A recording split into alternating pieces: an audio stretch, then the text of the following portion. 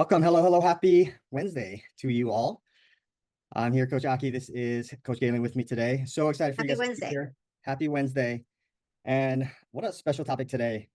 We often get this a lot, and we're just having these conversations and coaching these to our players as well as everybody's, big thing is get to that low 70s and under par tournaments, because that is the gateway towards college and beyond. And so, we're thinking about all the different ways and what we can, do for you all here, just to kind of share some insights on a pathway. We totally understand that the typical pathway is, just working hard, lessons, practice, and doing all those things.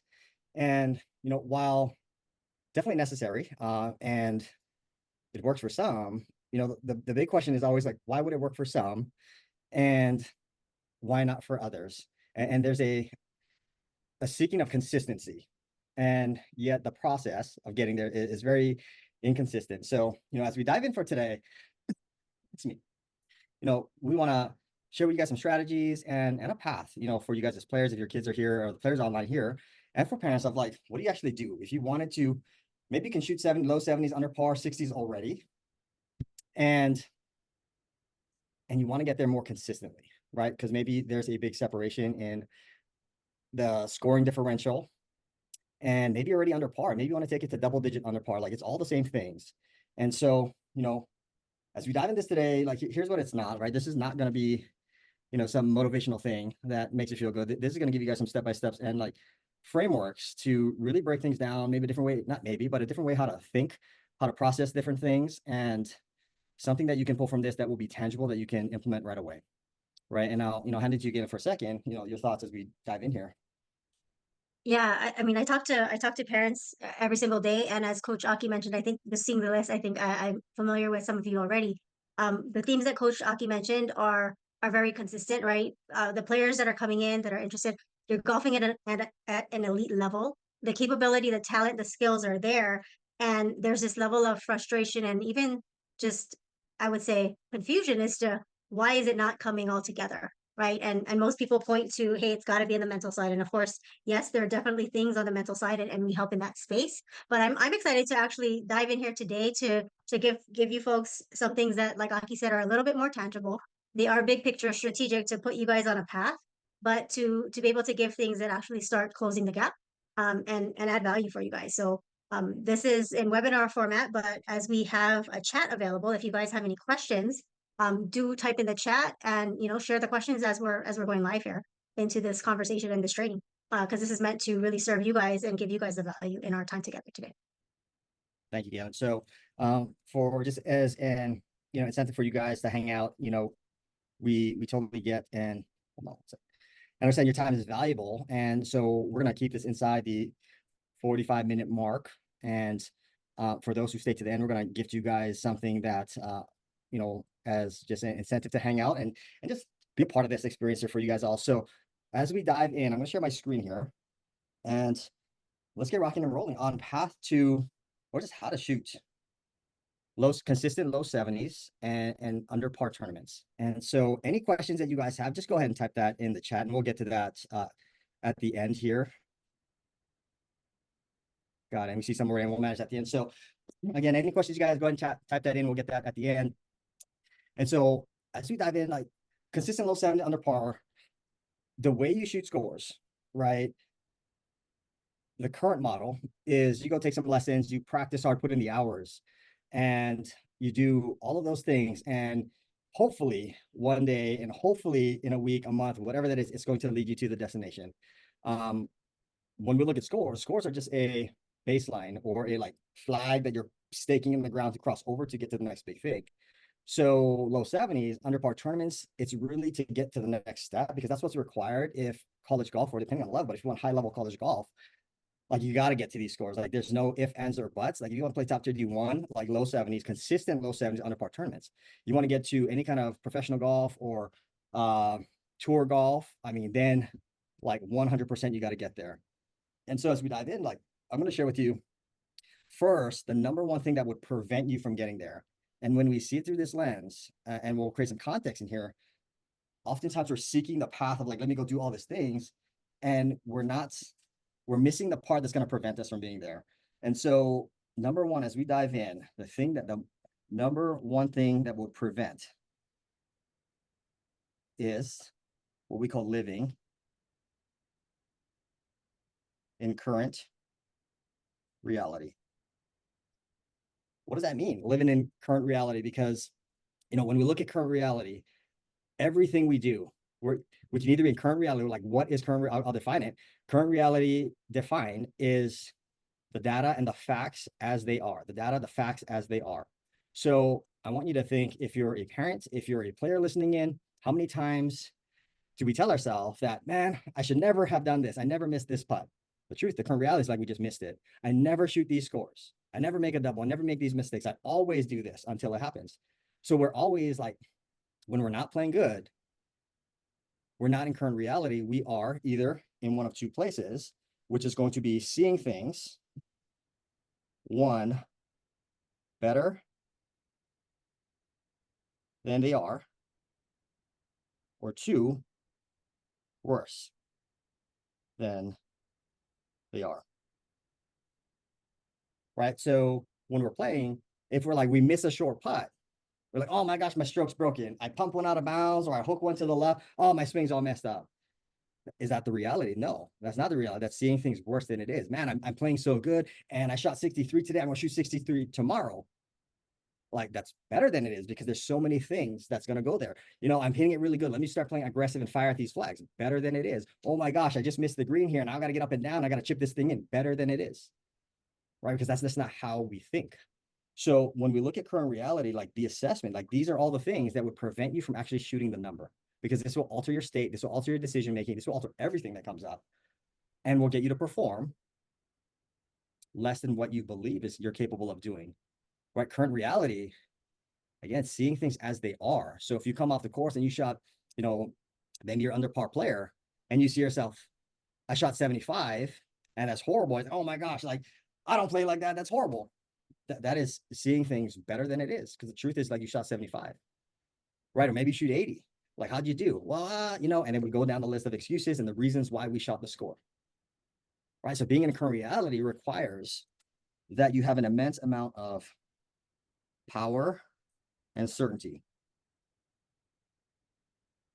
Now we're stepping to the mental side, right? Because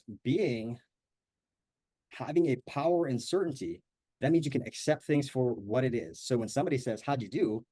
You have no problem saying, like, man, not a good day today. I struggled today, as opposed to all the reasons why. Or if you played good, right, and maybe it could have been better, maybe you played good, didn't win, and there's a lot of judgment in there, you can say, I played really well. I played great. How many times do we have a good score, and then we chalk it off as a player, or we see it as parents, we chalk it off as like, oh, not that good, and it's actually one of our low scores? Have you as a player, or have you seen your child like come off like with a good score in a tournament and then just kind of not that good? Right? It takes an immense amount of power. Power is, in defining power, is the acceleration from where you are to where you want to get to. It's the acceleration from where you are now currently to where you want to get to. It's not like muscles and strength. That's the acceleration, your ability to be in current reality first. We all have the goals. We want to shoot all these scores, all of the things. The current reality is the starting point. Last week, I could be like the 65 shooter. And if today I pump my first couple OB and I'm 2 over after the front 9, the current reality is that I'm 2 over after the front 9, not what I should or I couldn't do. Like, that is the power of current reality. You have to see it for what it is. And you got to accept it. If you do not accept the current reality for what it is, like, we could be putting perfectly and striking balls perfectly on the range. And if we get out there and we lose control on the course, the current reality is that we don't have control on the course. If you ignore the fact that that is real, then things will break down every step of the way. I'm going to pause here for a second, come to Galen, your thoughts, as we, jump into this.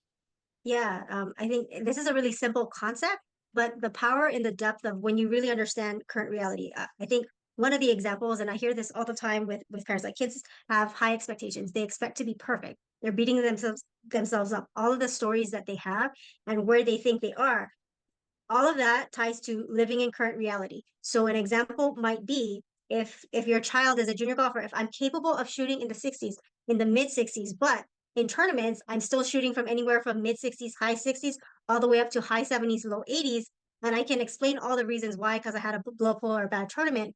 The truth is, I'm not a 60s player. right? My current reality is I'm capable of shooting in the 60s, in the mid 60s, of playing under par golf.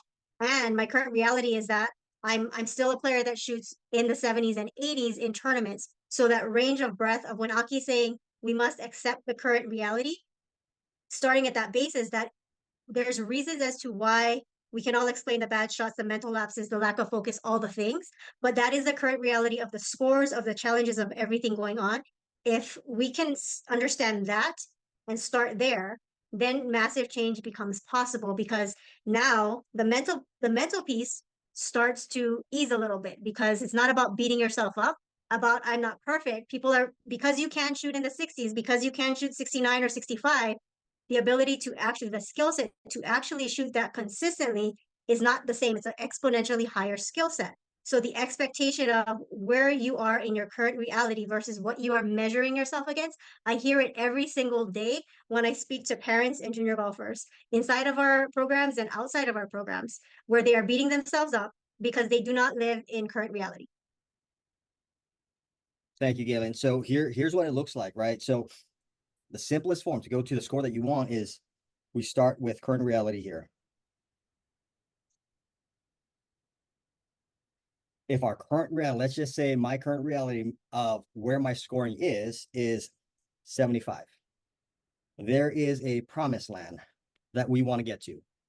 From this position here, as we're casting this vision on what we want, this is current reality as well. What is it that you want? Like when we frame up the promised land, I am trying to get to, this is the most common thing.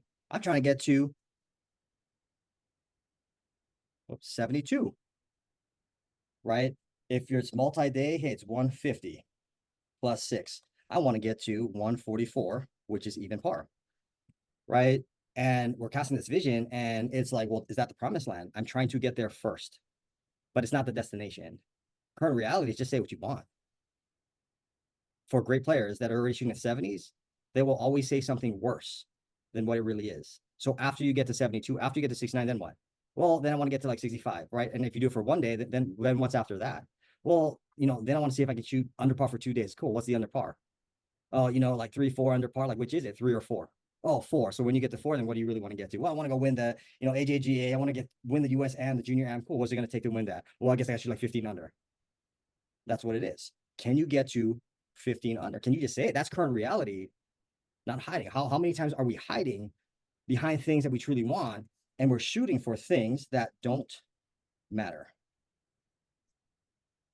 If you're framing up the thing that you want that just does it, isn't that exciting to you? Like, I mean, question is like, if you're shooting par for 2 days, like, I mean, how would you rate that out of 10? 10 being like you just accepted the $15 million, whatever that is now for the FedEx Cup check in your bank. That's a 10. Well, it'd be like a 7.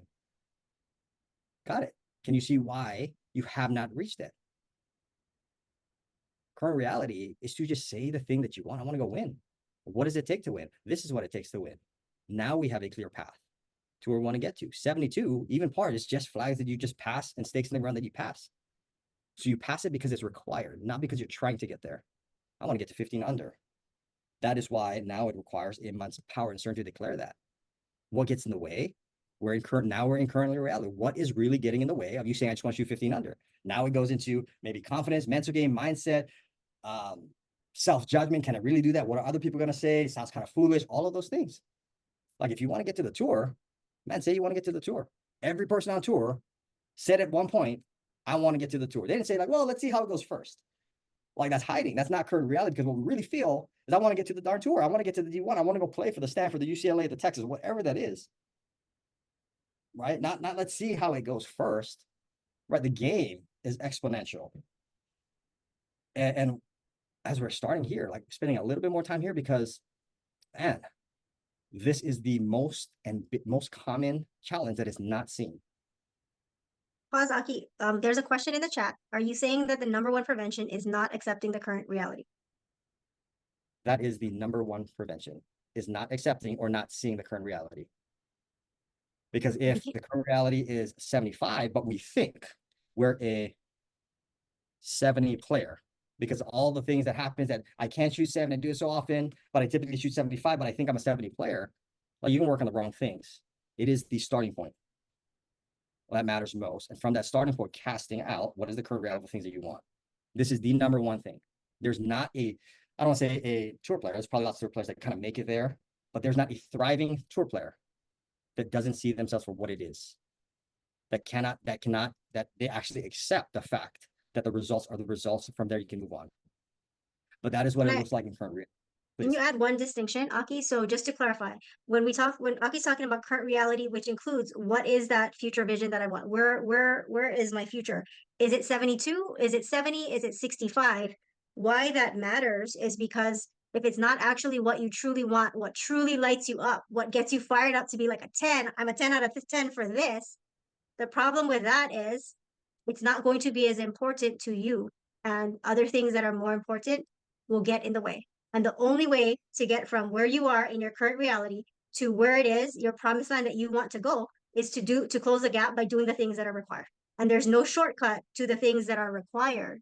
And if we haven't been true to ourselves as to what is it that we truly want, where the hardest thing is to sometimes admit that to ourselves as players. Like, what is it truly that's in my heart that I want, that might seem crazy, that might seem unattainable because I'm so far away from that?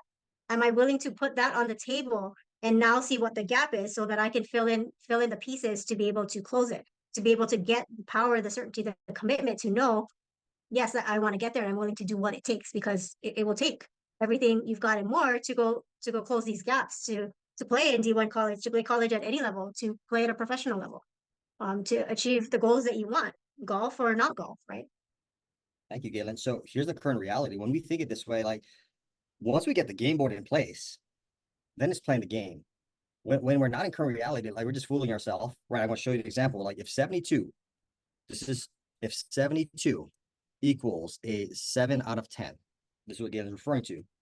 That means everything else in your life that equals a 7.1 and higher in value will get in the way. This is what gets in the way.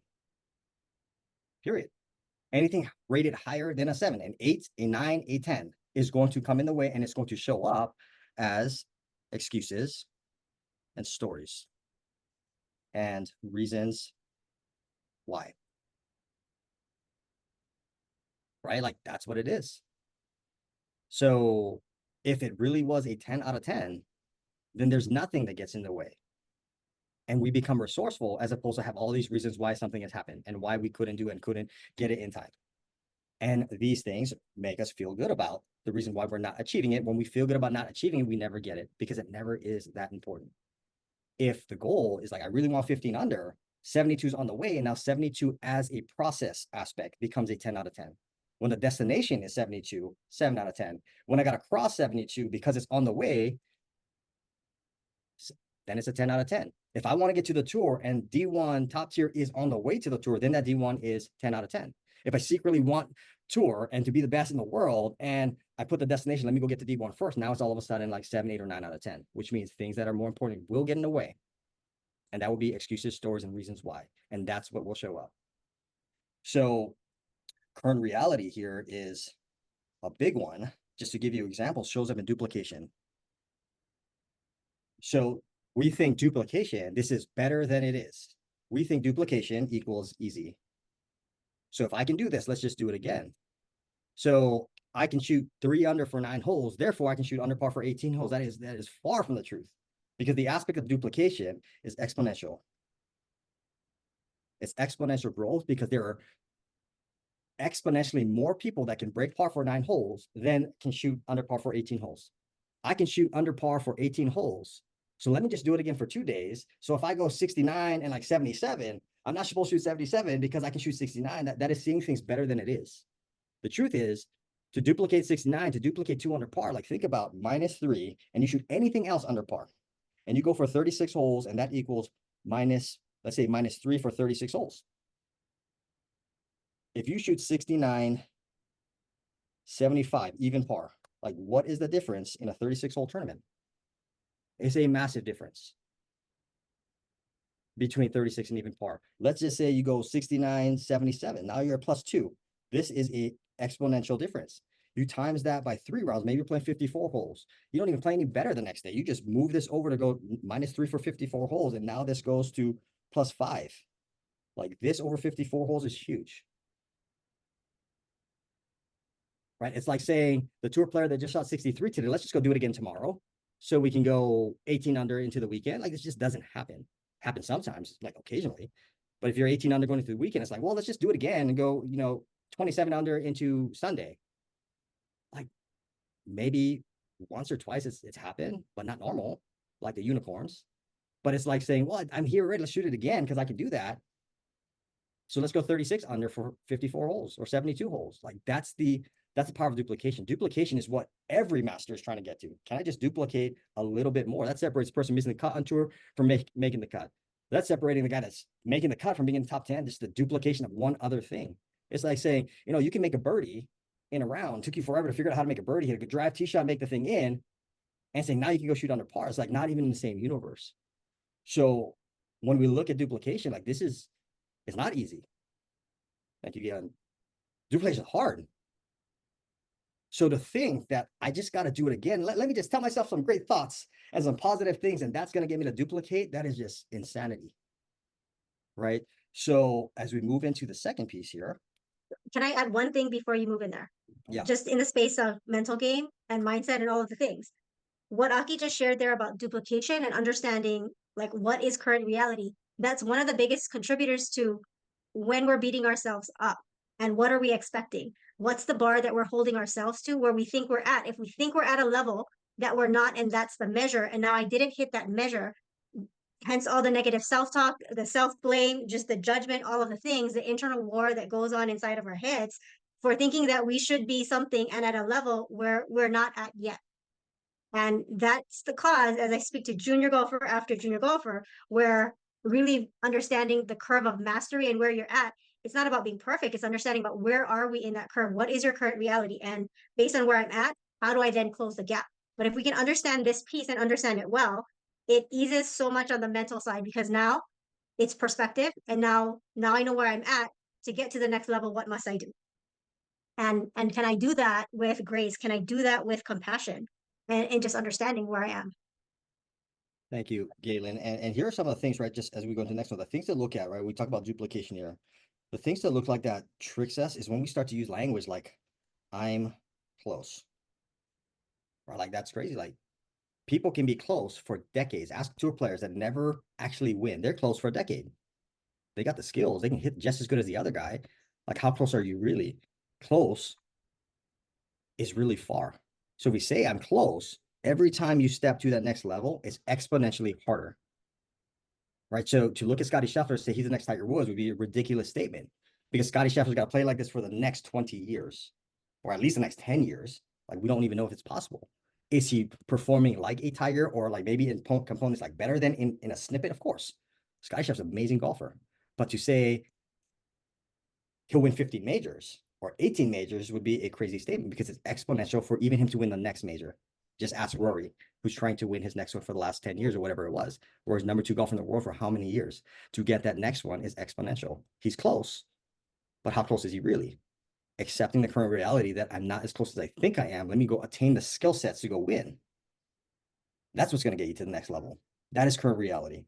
So as we come into second part here, and I'm going to speed this thing up because of time. Second part. So the first part was like what prevents us. So this is the goal. When we're looking at scores, the goal is to move the curve, not the singular.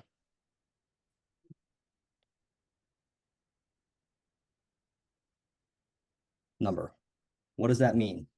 That means I shot 77 today. I got to get my 77 to move down. And then we start to work on things. My driver is the thing that made me shoot 77 today. So I go work on the driver. And my driver gets better. And the next week, maybe I miss some short putts and I shoot like another mid-70s round to high 70s round. And then the next round, it's like, well, then I put everything together and I shot the 68. Let me just do more of that. When you move the singular number, you're going to be chasing your tail and you're in this hamster wheel of fixing things nonstop. right? So if you're here as a player, like, have you ever noticed that every time you fix something, something else goes wrong that equalizes the same score or something like it, or the same inconsistency, where I might shoot 67 one day and then 77 the other, or 69 one day and 75 the next day, and continue to shoot over par or close to even, or maybe, you know, few 2, 3, 5, 7 under par for 36 holes, 54 holes, 72 holes, and you're like, I want to get to 10 under, but the thing, or 15 under, and I'm just stuck here for how long? We look at the pattern. How long have you been stuck here? A day, a week, a month, 6 months, 1 year, couple years? That's going to tell you everything. Stop chasing the number, move the curve. All that means is everything that we do sits on a curve that looks like this. You have a low, and you have a high, and then you have a median. Oops, we'll go underneath. A median, not average. Like, so if you guys are keeping average, throw average away. You want to assess median scores, the one in the middle. Average is skewed, right? That's why like handicap systems and index are always lower than what the score is, because it throws and it equalizes and it balances up shots that you shouldn't have. But even if you take the average doesn't give you an accurate depiction of where you're at. So start to look at the median, because, and you have things called outliers. Like, this is the curve. So for somebody that says that is actually a 72 player, somebody that, oops, out here, somebody that is actually a 72 player, there's roughly about 10 shots between low and high. That means this person is shooting scores that look like this. If they were actually, like, the median is 72, then their scores look like anywhere between 67 to 77. When we look at on a bell curve, all this means is you will shoot 67 about the same amount of times you will shoot 77. That is for a 72 player. So the moments that we shoot, like, I shoot 67, let me duplicate it, like, now we're out of current reality, because that's just fiction. But we're going to trick ourselves to do it, which then will crumble our mindset, because our expectations will be through the roof, and we'll get let down not every single time. You'll get let down more times than you win. So you can shoot anything. And now you got things like, well, I had everything went together and I shot a 64. That's an outlier.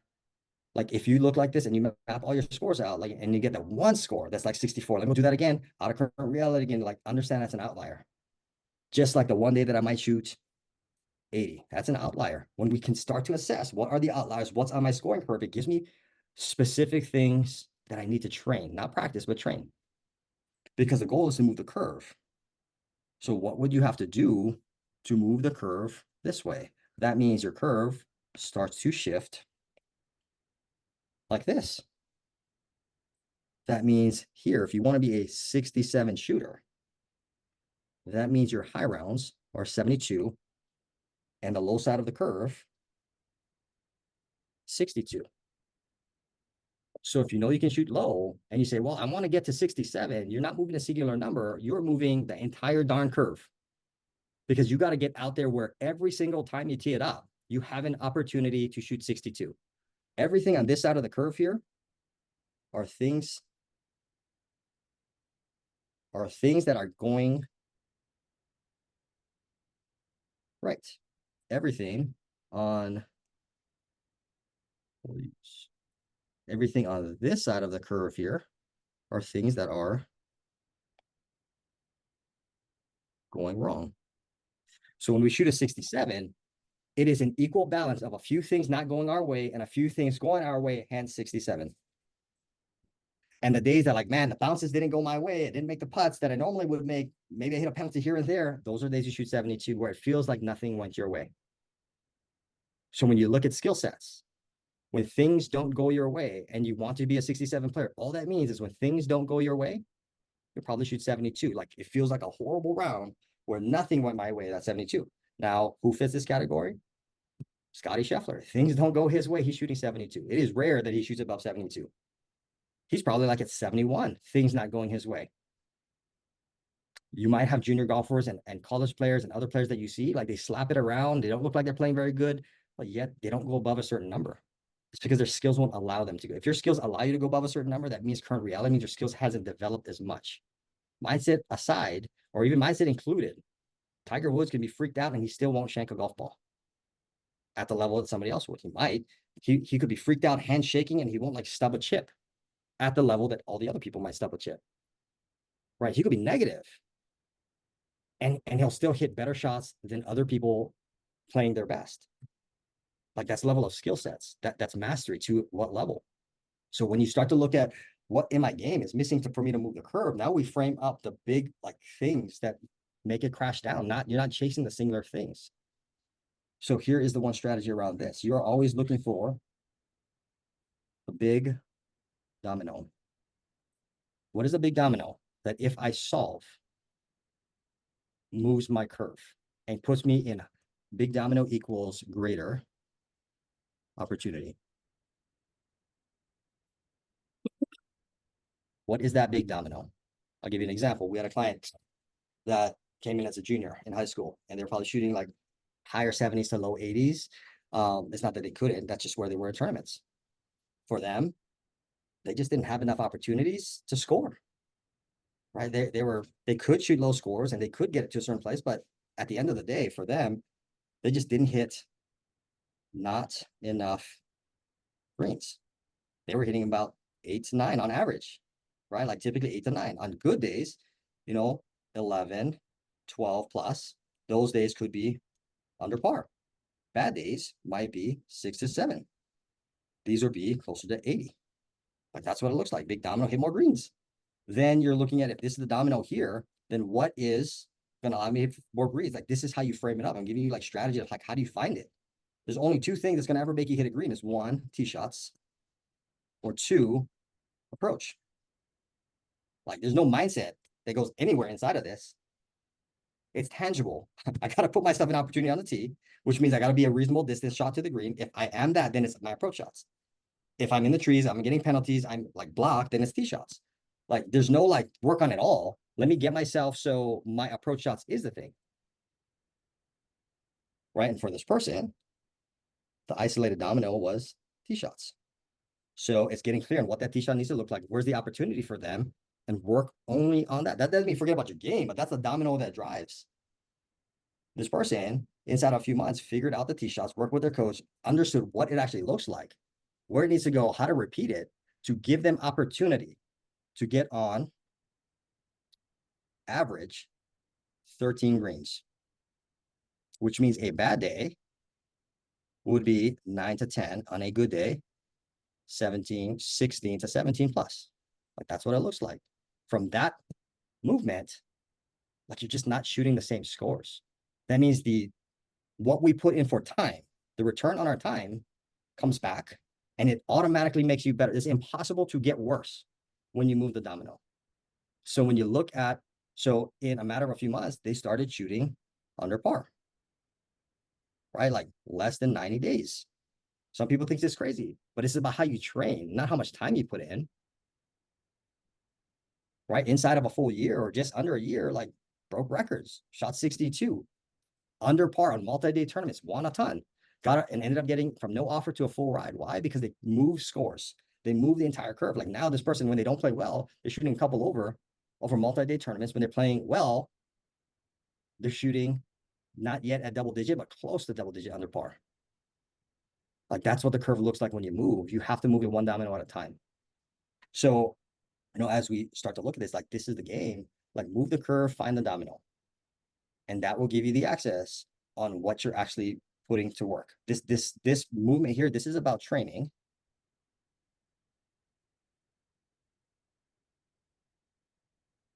Versus practice. If you're using the language of practice, remove practice from your vocabulary and start to use the word train. The difference between everybody on tour and Scottie Scheffler is he trains differently. They all practice the same, put in the same hours, see the same coaches, do the same drills, do all the same stuff. They're practicing the same. Training, Scottie Scheffler trains differently. Rory trains differently. Xander Schauffele trains differently. Because they are extracting more value from the time that you're putting in. Training, practicing, is the effort that you're putting in, the effort and time that you're putting in. Training is the conditioning of a skill set that moves you towards an outcome. You can practice immensely and not get results. You can, if you train effectively, it becomes impossible not to get the result. So when you look at if you audit like your time, anybody that's practicing 20 to 40 plus hours a week and you're not getting the result, That's a training problem, not a mental game problem. That is a training problem because it is impossible to say I'm investing 80 plus hours per month and not getting better. That's a training aspect. If it's mental game, that means you're not training the mental game in, the resilience in, the bouncing back. You might read it from a book, know the quote, know what to do, but how are you training it? What cadence are you training it? How frequently are you doing? How are you measuring it? You might know what, but how is the training? What is just knowing what to do. The training is the how you actually do it. Now you take that times a quarter and you're practicing like 20 hours a week on the low side. Like you're looking at 240 consistent hours. When you look at it from a training perspective, it is impossible that if you're training effectively, you don't get better training consistently for 240 plus hours. That's how you know it's training. You times that by a year, and you're like 8, 9, even 1,000 hours of training. And if you're not getting better, that means the training and or the process that you are doing is not working.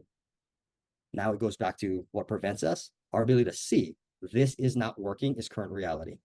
Like when you run 80 hours and you don't move the needle, it's not working. You're lying to yourself if you're saying stay the course and I'll get there. Tens of thousands of people try and stay the course and never make it to, like millions of people over the years have said, I've done everything. You haven't done everything. Otherwise you'd get there. It's a training aspect. That is where it always falls back into current reality. Being able to see things for what it is. As I know we're a little bit over, so we're going to start wrapping this thing up here. Galen, coming to you, thoughts as we move to our final piece. No, I think just that distinction between training and practice and is a huge thing because everybody and it's not for lack of talent, for lack of effort, or lack of commitment to the thing, but the effectiveness of what are the things that we're doing to actually move the big domino that can only happen when we understand our current reality. Otherwise, we're not moving the big domino. And those are all skill set developments. There's a question in the chat here, Aki. Do you want to wrap up and come back to answer the question, or Yeah, you want to answer? we'll wrap up this last one and come back to the questions. Okay. Just to we'll close this before the hour. So excuse me. So last part here, like I want to make and anchor this thing in here because sometimes it's like, yeah, I get it, the big dominant working the things, but like how this ties into current reality is important because how many times as a player we might say, man, my driver is not my tee shots aren't that good and it's causing me trouble. So then I go practice. Let's not even say tee shots. Let's say, it's my short putting. I didn't convert. And so let me go practice my short putting and we'll just call a container less than 15 feet as short putting. And then you say, well, I practiced this week and I spent 4 hours this week to do it. And now we create an expectation that like, now I'm good. Now we're out of current reality. In what world can you practice something for 4 hours and say now my 15 feet and in is going to be the best ever? It's crazy. If you're short putting is the thing that's making you miss opportunities, birdies and conversions for up and downs, 4 hours isn't do anything. It's a snapshot. What is the vertical that you have to create where now short putting becomes the domino? So you actually raise your putting to a new level. It surely doesn't happen with 4 hours. It surely doesn't happen with after the tournament, let me go hit some putts. What is the thing that actually gets you to that next level? There is now a training that has to go in. There's a frequency, a cadence that needs to happen, an innovation that needs to occur. You have to ask your putting coach different questions. You got to understand the stroke, the length, how the ball comes up, all of those things. If you ask Tiger Woods about putting, he will tell you how his hands feel, the tension in his hands, his feet, how the ball comes off the face, when it skips, when it doesn't. Like that dude is up here in mastery. How did he get there? He didn't just do the same drills over and over. He mastered the thing that he was doing. That is always coming back to current reality. That is why we go in this loop. Let me just go work on it for this week. That's crazy to think. Let me just go work on it for this week. And then it's going to be solved for the rest of the season or the rest of my career. Crazy. Better than it is. Or we could be spending hours and say, like, man, it doesn't work for me and it's horrible and I just don't get it. Now it's worse than it is. So when our confidence goes down, we see things for worse than it is. And then we just don't ask the right questions. We don't put in the right time. We don't work on the right innovations inside of like the drill could be the right thing. But we just might be seeing it differently, not through the lens that the coach that gave it to us sees it. Like what would happen if you viewed it through the lens of your coach? of how he sees it, how she sees it, like you get different results. That's why your coach might say, like, I told you to practice. You'd be like, I did practice. Then why didn't you? It's because they see it differently.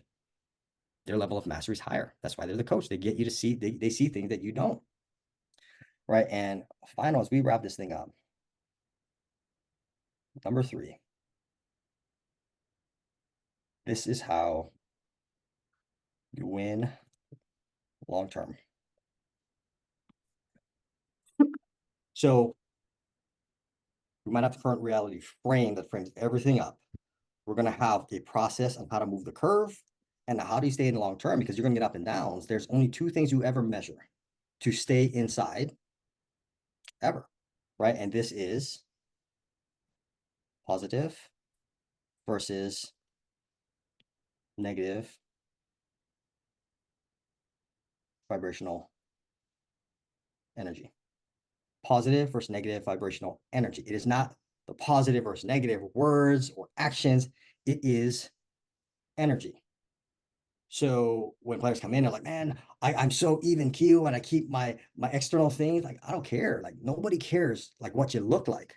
Energy is internal. Like, you can be putting on this persona of like nothing bothers me, but inside, like, you're either positive or negative. You're never in the middle.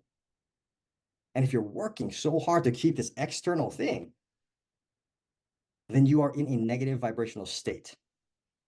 The way you perform and win long term, like, is to control and manage your state. You can be playing the best, and the moment your energy is negative vibrational, you will perform on the lower side of the curve because you will see things worse than it is. You won't see the upside of certain things. You will make poor decisions, and then mistakes will happen. It is to monitor it. Your focus goes down, your confidence goes down, your negative self-talk kicks up, the doubts, all of the uncertainty, all of those things are associated with the energy and the frequency. Yeah. And So at the end of the day, decision making, right? Can I commit to the shot? What decisions am I making come as a result of our vibrational energy, our state? yeah. So when it comes to like, let me just stay in my routine, like you could go through the routine, and if you're in a negative vibrational state, you're still not going to perform well. The routine doesn't do anything. The routine is supposed to help you get to a positive vibrational place, to get you to back to a different state. If your routine doesn't associate that way, then whatever your routine is isn't working no matter how much you do it. Right? Here's an example. Everything that we do has an energetic transference. So whether we do something or we don't do anything at all, it is transferring some kind of energetic state, which controls the state that we're in. So I'm going to share with you from like a parent perspective, like watching. So if the player looks at the parent who's watching, and maybe the parent just tries to be stoic, but the player is looking for some kind of like approval of like everything's going to be okay and we're stoic, that is transmitting a negative vibrational state. Then the player will receive that as like, oh my gosh, like they will feel the difference. Or it might be like the player looks over to a parent and says, or maybe a coach is watching, they hit a shot and they're like, shake their head, just like that kind of thing. That's going to create a negative vibrational energy going that way that's received, right? Even when, you know, we do crazy things sometimes from the sidelines, we might be like, okay, I want to be positive. So when they hit a bad shot, I'm gonna be like, yeah, right, do that. Then the player might look like, what the hell are you doing? Like, it's crazy. Like, that will change their state. So if you ever notice when you talk to your kids and like you go, man, it's okay. A lot of times when they play bad, it's okay. Everything will be okay. It's transferring a very negative vibrational energy because the player is not okay. And you're just upsetting them more, which is pulling them down. Like, and sometimes they're upset and we don't want to say anything. There's awkward silence, which is then pulling them down again. So every time there's something or not, your vibrational energy is either positive or negative, moving more positive or moving negative. It's like never staying the same. What does it look like for a player? Everything affects for a player. So like here, I'll just give you one example with language. If a player says I chunked it, oops, I chunked it. Don't matter like their body language, like I chunked it. That is a negative vibrational word because there's nothing positive about that. Like we may know how to solve it, and it's, oh, I chunked it, I chunked it, I thinned it, I pulled it. Like those are negative vibrational words. It doesn't matter how positive you get. The word itself is a negative vibrational word. Therefore, it will cause negative vibrations, even though you're trying. And now there's conflict. So if Versus, you go, pause right there. So if you say I chunked it, but everybody knows I gotta speak positive. I chunked it. It's okay. I got it. I can do this. I've done this before. I know the things to say. So anybody that's tried positive language, positive self-talk, but it doesn't work. When I say, oh, I chunked it, I'm pissed, I'm frustrated, I'm disappointed inside. And then I say to myself, or I think to myself, it's okay, I've got this. And I say all the right things, I think all the right things. But if my vibrational energy inside is that I'm still upset, I'm still frustrated or disappointed or all the negative things, the self-talk does not work. I have not changed my state. Is this making sense? Thank you, Galen. And so what Galen referred to is like a positive reframe. And again, this goes straight back to current reality. If I'm trying to reframe something that I haven't yet accepted as the current reality, then the reframe doesn't work. Right? It's just a false persona of like trying to make it's like fake it till you make it. Like that doesn't, like regardless of what people say, it doesn't work unless you truly believe it's working. That's the people, but it's not really faking it because they really believe. So chunking it versus like short, I hit it short. Short is not a negative vibrational word in context to the shot. So if I chunk it and it's like, well, I hit it 5 yards short, 10 yards short of the green, like just the language creates a positive versus negative vibrational thing, right? I blocked it, right? Negative vibration, because every time we block it, like on the range on a course, that's negative energy. Oh my gosh, like that's disrupting. Versus 30 yards, right? One is unsolvable, the other is solvable. Positive vibration, because 30 yards right, there is context that works in our subconscious. This is, I ought to fix 30 yards right. Blocked it, my swing's all effed up. That's the difference, just in language patterns. We don't have time for this here, but in addition to language, there is our focus and there's your physiology, right? So inside, I will share this last part. We'll take it to questions and then we'll wrap this thing up. Language and or meaning. This is long term. Could it be short term? Yes, you got to be like highly skillful to make it like in the short term to change meanings. So whenever we What say, Aki what go ahead. Aki means by meanings is like what's the story, like what is the story you're telling yourself? What are you believing about chunking the shot, about blocking the shot? There's a meaning that we give to whatever event experience just happened. That's what he means by meaning. Yep. So meaning I chunked it. Oh, I can't get up and down. Oh, I chunked it. I blew the tournament. I I chunked it in chunked front it, I of the suck. coach. I suck. I chunked it in front of the coach. Oh, they don't want me. That's the meaning, right? Language is the slowest aspect. Language is something we're always optimizing and it's forever. So over the long term, it creates your identity, right? If you are, excuse me, if you're masterful in the skill set and you're trained and you are a ruthless master, like highest level, and this is what some of the top tier athletes can do, and not just athletes, just performers in the world, they can use language to shift things really quickly. But the amount of training that they put in is through the roof of the experts and the conditioning and all of those things. It didn't happen overnight. It didn't happen from reading a book. I'll tell you that. It's from putting in all of this arduous work on the front end. So now language can change it pretty quickly, right? So language is long term. So when you start to say like think positive and reframing, all those things, like they don't work in the moment. They work even when it's not working because you never stop doing it. You continue to make it better. So one is like, don't think language is the thing that's going to save you when you're playing in a tournament. There's focus, but I will just go straight to the last one. The thing that gets you in competition, like when it matters, is physiology.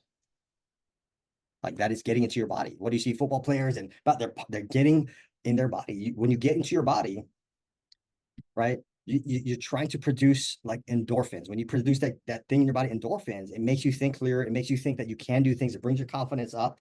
The only way you produce these endorphins is that it's something physical in your body. So we always said, oh, you're getting stuck in your head. How do you get out of your head? It's not by thinking. I guarantee you that is by getting into your body to produce the endorphins so that you get out of your head and you get into your body. Physiology is the fastest path that allows you to like shift. When a player on tour gets there and like slams their club, that is physical. They're letting something out and it's maybe a negative vibrational thing, but like anger and rage, like that is so close to like neutral in the energetic pathway versus like feeling bad about ourselves is so far lower. Like anger, rage is close to neutral. That's why they can get really angry. And from there, they use the anger to refocus that and jump into a positive vibrational place. Is getting into your body more than anything else. So when your thoughts are negative, you're not going to think your way out of negative thoughts. You have to like have triggers and anchoring inside of your body that when you like trigger them in your body pulls you out and then your mind will follow. If you've ever been at a game, any kind of sports game, your team's losing, physiology, like it goes down and like, oh my gosh, I can't win. The moment, like out of the blue, they score and get back in the game and oh my gosh, yes, we can do this. You feel the energy around, which gets you in your body, then gives you the, I can do this. We just got to do this. The team has to do this. They can steal it here. They can recover this. And we're in the game. In your body is how you get out of it quickly. It is Move, and I would add move your body, change your body, like what you're physically doing with your body. Every single parent that I speak to, every single one tells me that they can tell exactly when their son or daughter is playing well and when they're not playing well, simply by looking at them.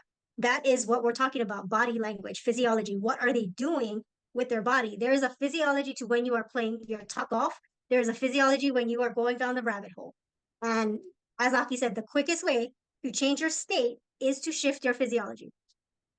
Physiology, language, and meaning and focus. All three are doorways to changing your state, but the fastest way to do it is to shift your physiology in an instant. And thank you, Galen. And so all of this comes back to like, this here is all not from a book that I just know. This is not about knowledge. What it is about the execution to the extent.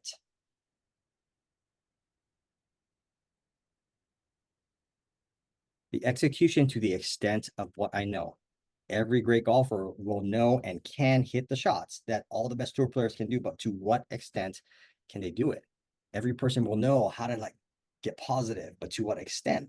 Is it just saying the words, or am I actually feeling it in my body? Am I feeling it in my nervous system? Am I feeling it in my bones and my soul?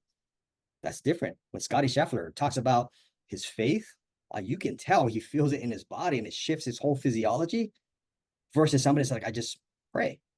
Like, to what extent? You could be doing the same things. So when Scotty says, like, I can, it's my faith that allows me to move through all of these things, and I just know it's going to be all right, because that dude's a master at that. Like, I've never talked to him, but I would hallucinate that if you asked him, like, how strong is your faith? Like, what do you do? How do you train that? You might not use the word train, but like, what do you do? And you come from a training perspective, like, my hallucination is like, he's in his faith every day, every moment. He'd be like, when am I not in my faith? As a family, we do this. We go to church. We do all of these things. Trained himself. So to what extent? And he'll say, every day I get stronger, which means there's a mechanism that he's training. He just doesn't know, go believe in this. The same with like, can I shift my energy? I can know how to do it, but to what extent am I doing? How am I training it? At what level am I at now, currently? What level do I need to get to? Like all of those things. It is always about training. So as we wrap this up, we're going to tie and just close this down with some questions here. And we'll run into the questions. And for those who hung out here to the end, here is something that we'll share with you guys. If you guys want to take advantage of this, we're going to gift out 3 things. 1, we have a confidence course, which we sell for $197. We're going to give that to you guys for free. Just message us. We'll give you the number to message. And this is our gift bundle. And then we'll jump into questions. 2, I am recording a program now that's going to be a implementation path. Unlike the things that I talked about here, like what specifically can you do every single day to week to month to quarter on planning this thing out? And we'll record a course. This is going to be for things of, we're going to give all of our current clients that we do for some long-term things. And we'll give you this course that is going to probably take a week or 2 for us to finish recording this for you guys. And we'll give that to you guys for free. And the third thing is like, it's a under par acceleration session. So all the things that we talked about here, you might be like, well, how does that pertain in our situation? Like, this is what it does. We'll listen to like, where are you? Where do you want to go? What's currently getting in the way? And we'll customize it for you to just create a pathway to this. This is not a sales. Like, there's nothing to buy in this session. This is just a pathway out. Like, this is what we would do in your situation. Right. And that's what that is. Like, we'll gift that to you guys. And yes, we do have paid programs and higher level things. If you guys want higher support there, but this call here and this here is just to kind of get you guys moving for getting on the path to consistent under par. Like, this is the path to getting to consistent low 7 under par. Getting to there is one thing. Being consistent at it is hard. Right? Like, that's duplication. And we'll show you how to do that. And so those who want that, just go ahead and text this number, just say gift bundle or under par bundle and type and text us at 213 786 3931 and just your name, email, and your junior's age. And then just type in under par bundle or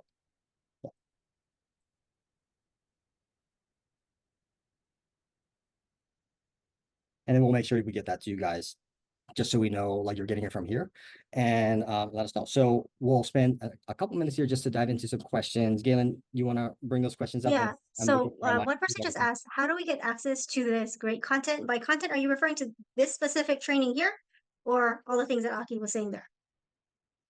For all the things in the gift bundle, you text the number. Aki, are you recording this content in case people do want to be able to Yeah, so have this as well? if you're wanting to know, sorry, well, that question was I think it may be more specific to this training here. okay, so how Did do you you get access record? Are to, we yeah, sure? it's recorded. So how do you get access to this content? We'll send it out and just message us and say you want the recording. If it's the other stuff, anything that we have, like then go ahead and text us for that gift bundle and all the content. We'll frame it up for you inside of a under par acceleration session just to customize it for you guys. Again, Great. was Yep, I see some text messages coming in. So absolutely, we'll get that to you. Another question here from someone was, what are the key data points you have your students track? It's probably a broad question, but yeah. So can you I'll answer? answer it best I can. That's a very specific question to like a generic topic.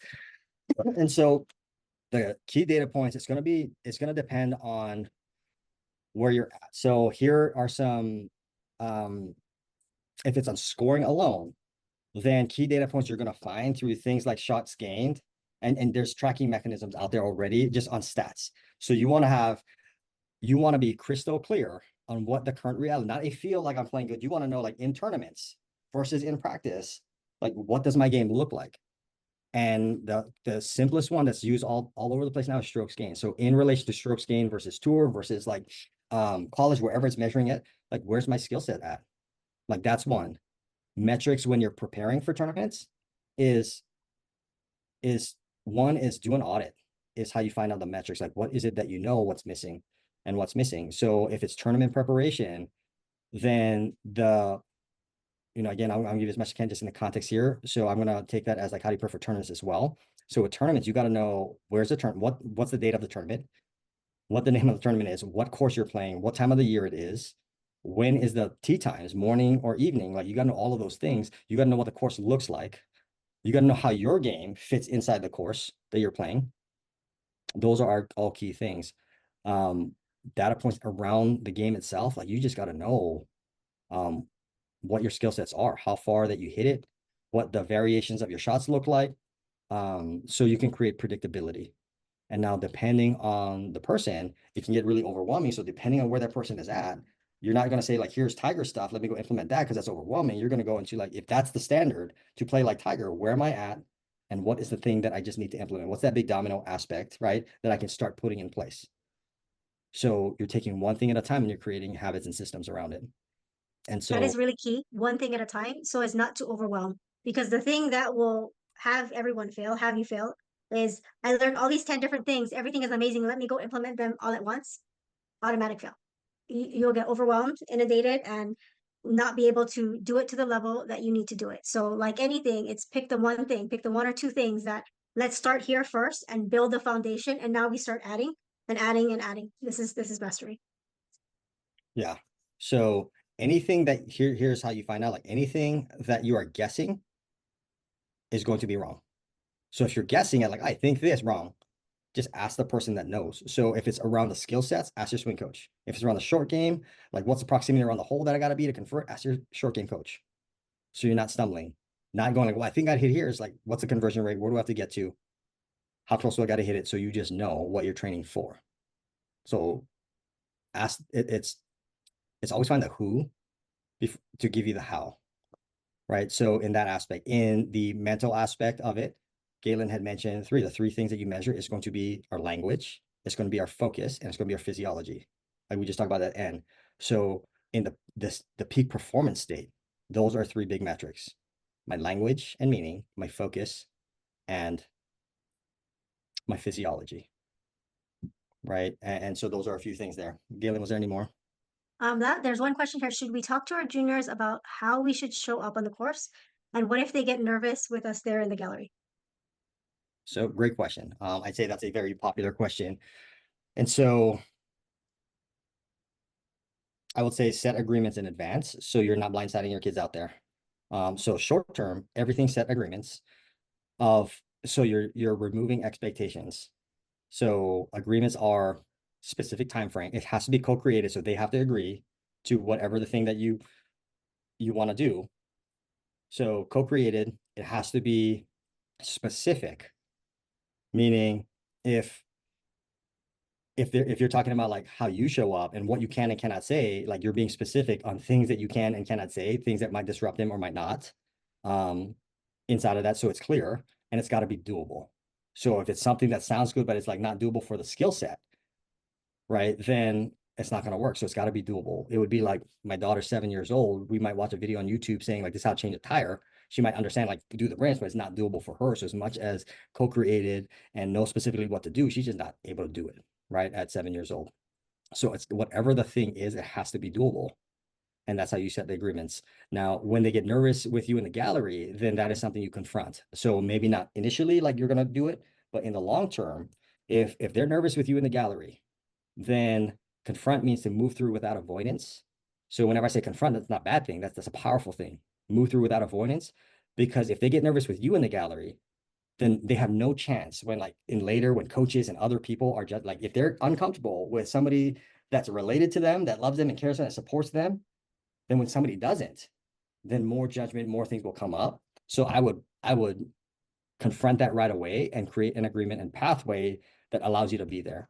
So go find out what is it about us being there that you don't like, that adds pressure, that what is it that, we might be doing, might be saying, what does it look like? What is it that you're like, just get a bearings on that. So it's very, very tangible of what you're trying to solve. Like that's what I would do. And the sooner you can get them comfortable with you being there, then to go and overcome all the other things is the same process. So when the coaches are watching, biggest question is like for our high school players, man, the coach is coming to watch me. Like, what do I like? It's to confront. What is it about that? Like you're finding out what specifically is the thing that's disrupting their energy or their thoughts and making them nervous, anxious, adding pressure, all of those things. Any player that says, I don't want my parents there, I will confront. What is it about that? Because if not them, somebody else, right? You're going to blame something else and it's the same problem. So you're looking to solve the root cause and it's a story. Back to Galen, this is language and meaning. It's a story that they're telling themselves of why you might be bad luck and why you might be making them nervous and why like at the end of the day, we make ourselves nervous. So we got to learn how to deal with that at the highest level, especially if we want to play at the high level. All right, if it's for fun and for social, right, then maybe not, right? As I'm looking here, a couple more that had come in. Galen, was there any more on your side? I think I saw all the ones in the chat. Shiraz has his hand raised. I don't know if you're still in there. Yeah, so if you have that question, just go ahead and type that in and we'll get there. There was one of, that came in, what I do in the middle of a tournament when I'm not playing well. It's from a player, and I'll answer from both sides. What do you do as a player? What do you do as a parent? So in the middle of a tournament, when you're not playing good, it is to stop. As a player, you have to pause. You have to step back and see things from a high level macro view, because the only thing that you're trying to solve for is like just the challenge that's in front of you. So I went out to captain the Hawaii team, the top juniors from Hawaii in a team competition. And I just met these guys. I picked them up from the airport, and it's been at the same course for the last 55 years. So Patrick Cantley, Tiger Woods, who was it? Ricky Fowler, they all have won this team event. They won it individually and as a team. So it's a big kind of Pacific West Coast event. It's fun and serious. College coaches there too. As soon as I picked them up, they're like, and so it's like in the middle of a tournament. Oh my gosh, the course is freaking hard, is what they said. It's so tight, it's so hard, and the scores are it's gonna be hard, right? Like it's you step back and say, like, okay, it's hard. Like, what makes it hard?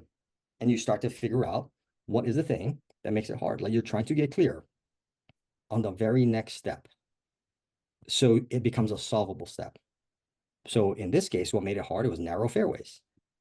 So the practice round and everything that you had to do is going to come off of your tee shots. If you're in the trees, you're making bogey or more. If you're not, you have chance to score, period. Now, when you see this narrow fairway, is that a solvable problem? Yes, because now I have options and choice. When we can see that, it doesn't matter how bad we're playing, we have to be able to narrow it as close back to like the very next step. So then it creates a certainty. We will play the best out of certainty, not confidence. Certainty allows us to create confidence. When we can pull it and extract it back that way, then what happens is I am certain I can do this. Therefore, my confidence goes through the roof, even when I'm not playing good. Right. And on the parent perspective side, like what can I do when I see my kids? Like think about the negative versus positive vibrational energy. The only thing that you can do, not the only, you can do a lot of things, but the most important thing that you can do is to insert certainty into your child. Whenever they're not playing good, they are uncertain, they are anxious, they are scared of all of these things. And your ability to transfer a positive vibrational energy so they feel certain that they can do it. Kobe Bryant talked about his dad didn't even say much to him. His dad kind of just gave him like body language and a nod. And he said, the moment I realized what he did, where I couldn't let him down, is the moment I knew I could win. That's Kobe Bryant. Tom Brady said the exact same thing. It's not the what, it is like who you're being to insert that certainty that everything will be okay. Now, it can show up and it will show up in what you say, how you say it, the energy that you have as you saying it, right? Like all of those things. So being able to get feedback, like how did I do? It's important. Did it help? Did it not? Did it make you more nervous? Like you got to be able to do that. And if you truly want to watch your kids play, then you create a scenario that you get to watch your kids play, right? One distinction, Aki, can we give a quick example? Yeah. So when I think that was really, really spot on. So as a parent, the biggest thing that you can do is to insert certainty. What certainty is not. Certainty is not encouragement, positive words. It's not that. But if you're just saying, I know you can do it, and you're just giving love, that's beautiful, and that's not certainty. So the minute that you can step out of like, hey, I'm loving mom, I'm supportive dad, and I'm your biggest cheerleader mode to actually just insert the certainty in whatever tonality, whatever energy for you, it's, you know what, I know you got this. Like you hit a bad shot, it's okay, you've got this. And you are inserting certainty because it's coming from you. Like there is no doubt inside of you that they've got it, that they can come back, that they can shoot the scores, that they have everything that they need. It's coming from you and you are transferring that energy to them. If you have doubt, if you have frustration, if you have confusion, if you have fear in you, that is 100%, regardless of the word that you are saying, being energetically transferred to them. So if you ever wonder why I'm saying the right words, but my child is not reacting in the way that I would expect, they're reacting to what they energetically feel, the vibrations that you are transferring. So easier said than done, but that's I think that's a very huge access of practicing to insert certainty in the same way that if you have a team that you lead at work, if you have a business, the same way if you do sales, that you have to insert certainty to be able to help whomever it is to get out of their own way. It's that same level. Thank you, Galen. What I say about my junior inside of tournaments, that the last section kind of answered that one too. How do I prepare for tournaments? We kind of covered that a little bit earlier, but I'm gonna give you something precise. And it kind of reiterates. So how do you actually prepare for tournaments? These are like this is what I would look at. Just like I said before, you have to know when the tournament is, where it's going to be, the course it's going to be at, the conditions it's going to be playing in the region it's going to be, what is the obstacles that would prevent you from shooting well, which means you got to do your due diligence of seeing what the course looks like. There's resources out there from Google Earth to the Stratalign books to all of these things that you can prepare in advance. The way you prepare for a tournament is the training that you do, not the practice, the training that you do, the time that you have is going to determine the what you do. So if you know that you have a tournament in a month, your practicing isn't just to practice. Your practicing is conducive to fitting the course that you're going to play.